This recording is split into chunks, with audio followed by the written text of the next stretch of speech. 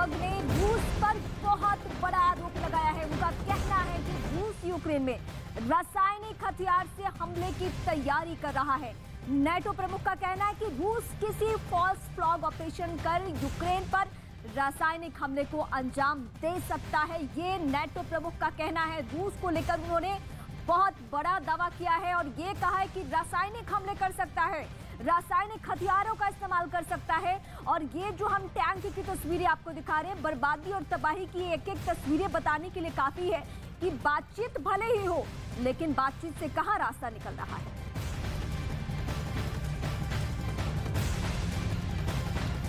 They claimed they did not plan to invade Ukraine, but they did. They claimed they were withdrawing their troops, but they sent in even more. They claim to be protecting civilians, but they are killing civilians. Now they are making absurd claims about biological labs and chemical weapons in Ukraine. This is just another lie, and we are concerned that Moscow could stage a false flag operation, possibly including chemical weapons. और इस वक्त एक और बड़ी खबर हम अपने दर्शकों को अपडेट कर दें। युद्ध से जुड़ी हुई यूक्रेन की सेना का बड़ा दावा, दोनों ही सेना का बड़ा दावा इस वक्त निकलकर सामने आ रहे हैं। लेकिन फिलहाल यूक्रेनी सेना की हम बात करते हैं। रूस के हमले को नाकाम करने का दावा है।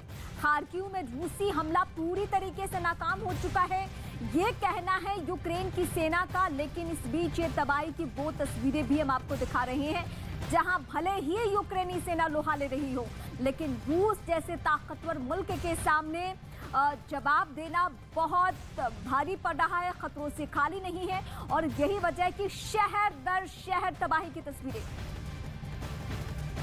21 दिन से जारी इस युद्ध में पुतिन के 12 कमांडर खत्म हो चुके हैं। यूक्रेन चुन चुनकर रूस के टॉप कमांडर्स को टारगेट कर रहा है। रिपोर्ट देखिए आप।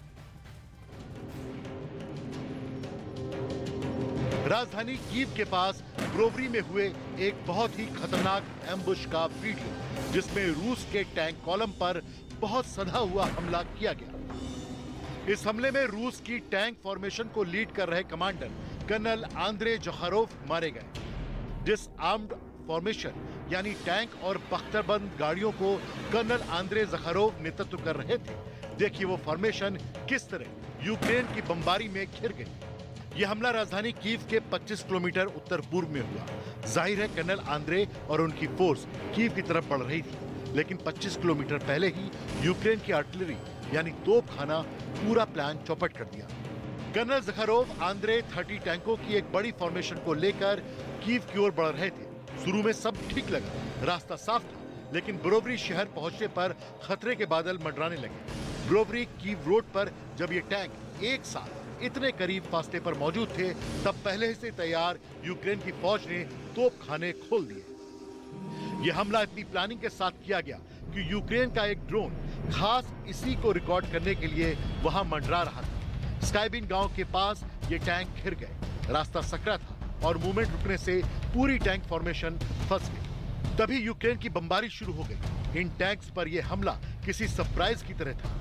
रूस को इसकी उम्मीद जैसे थी ही नहीं। उनके सामने आगे बढ़ने या पीछे हटने का रूट बंद हो गया। ऐसे में इसमें रूसी टैंकों के अलावा फौजियों को ले जा रही बख्तरबंद गाड़ियां भी निशाना बनी। BTR-82 और BMP के अलावा रूसी multi rocket launcher system TOS-1 भी घिर गया। T-72 टैंक की लीड में इस फॉर्मेशन पर घात लगाकर हमला किया गया। रूस के पास इसका कोई जवाब नहीं था। किसी तरह रूस की सेना पीछे हटी और आर्टिलरी रेंज से सुरक्षित फासले पर पहुंची, लेकिन इस हमले में रूस ने अपने एक कर्नल को खो दिया। ऐसे हमलों के लिए रूसी कमांडर्स की नासमझी, गलत टैक्टिक्स और खराब रणनीति बताई जा रही है। रूस की मिलिट्री लीडरशिप और उसके लड़ने के तौर तरीके पूरी तरह ऐसे एक्सपोज हुए कि व्लादिमीर पुतिन ने यूक्रेन में कमान संभाल रहे 8 कमांडर्स को मोर्चे से वापस बुला लिया। यूक्रेन बार बार दावा कर रहा है कि उसने रूस के 12,000 से ज्यादा सैनिकों को खत्म कर दिया, लेकिन निष्पक्ष स्रोत बताते हैं कि यूक्रेन में अब तक 3 से 4 हजार रूसी सैनिक मारे गए हैं। हालांकि अमेरिकी स्रोत बताते हैं कि ये आंकड़ा 5,000 से ज्यादा हो सकता है। रिपोर्ट है कि युद्ध ज्यादा लंबा खिंचने पर मॉस्को से रूसी सेना को यह ऑर्डर मिला कि बड़े अफसर मोर्चे पर जाएं, सेना को खुद लीड करें। लेकिन ये बहादुरी रूसी सेना के अफसरों की जान जोखिम में डाल रही है। 12 कमांडर्स में रूसी सेना की दूसरी लाइन के अफसर भी बड़ी तादाद में मारे जा रहे हैं।